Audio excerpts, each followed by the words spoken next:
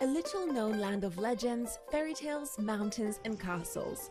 And if you visit, you might just be the only foreign tourist around.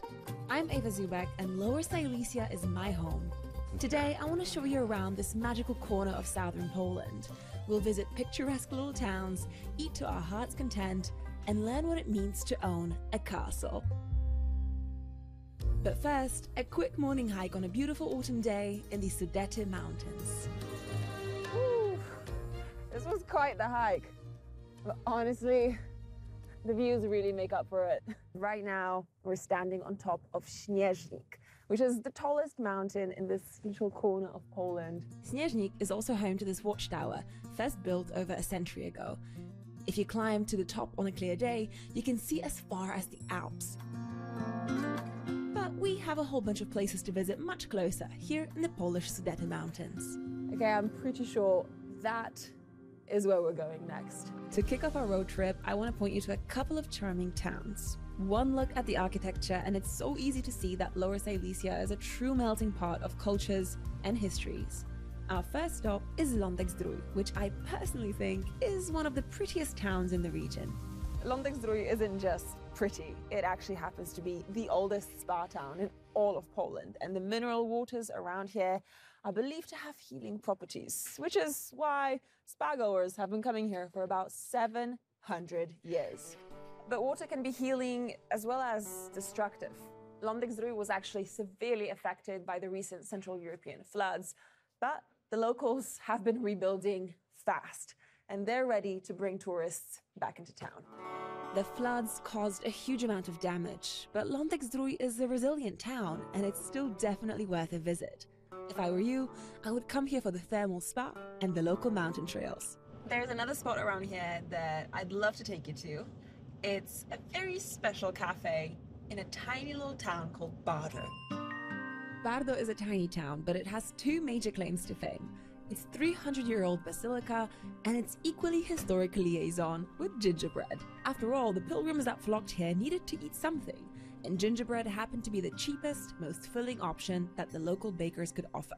There is one last shop in town that nurtures this tradition, and it happens to look like it's sprung out of a fairy tale. This is Magdalena Topolanek, and we are in her famous gingerbread cafe. Tu przede wszystkim są pierniki, różne rodzaje. Tu mamy pierniczek żytni z syropem buraczanym, polany lukrem miętowym, posypany lawendą, pokrzywą i płatkami róż.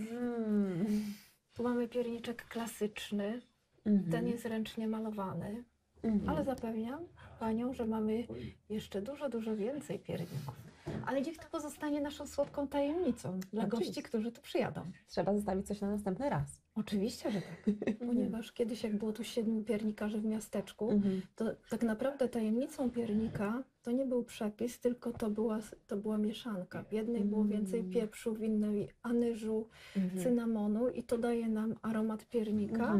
It is nothing like the gingerbread I've ever had in my life before. It's so moist and so rich and so full of spice and flavor. It honestly tastes like Christmas. Some of the best travel experiences are bound to be shared with inspiring people. So next up, I headed out into the so-called Golden Mountains to meet up with Meg Szumska, a friend who runs a very special guest house. Cześć! Chodźcie, zapraszam do środka.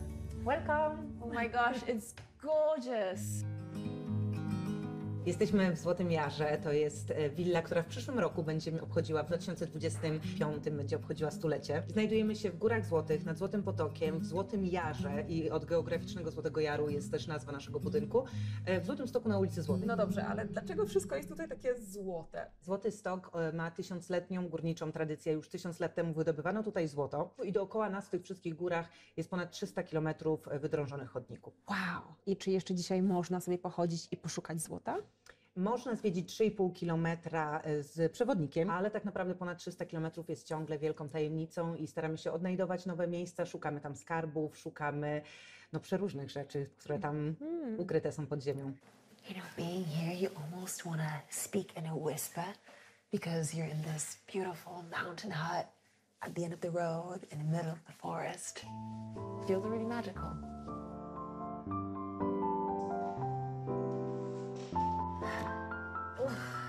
It's been such a long day. I think I'm ready to eat. Traditional Polish cuisine tends to be heaven for carnivores, but more and more restaurants cater to veggies and vegans.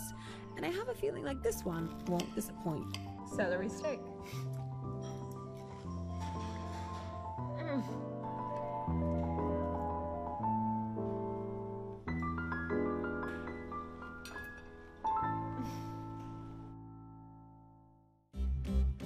I know that we've been spending a lot of time in nature, but today we'll do something different.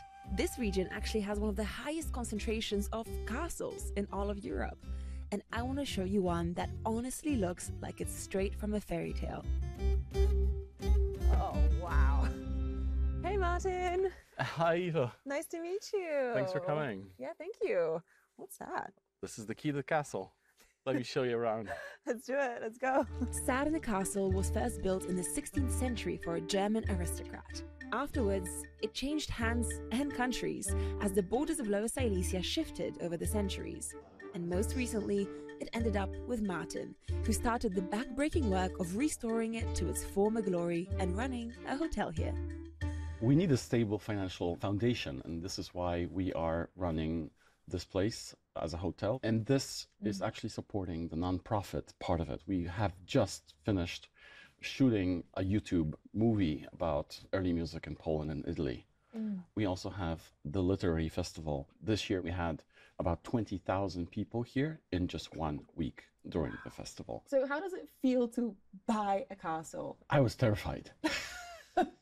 At first it was strictly business, but now I cannot really imagine my life without this. There are so many castles all across Lower Silesia. Do you know more or less how many? It's close to 1,000. I think there's a number of them that are operational, and we're very happy to form our little society of castle owners. Wow, this is amazing. Yeah, it's a chapel built in the early 18th century. The painting was finished in 1738. So these are in fact the original paintings Yes, from the 18th century. yes. The castle is slowly reclaiming its beauty, and alongside cultural events, you can come here and spend the night at the Swiss House, which is part of the castle complex. Oh, so cool. Oh my God, this is so beautiful. Look at this wallpaper. Feel like royalty tonight. Wow. And this is the Lower Silesia I love. Everywhere you go, you feel its enduring spirit of culture and history. Truly one of the most magical corners of Poland.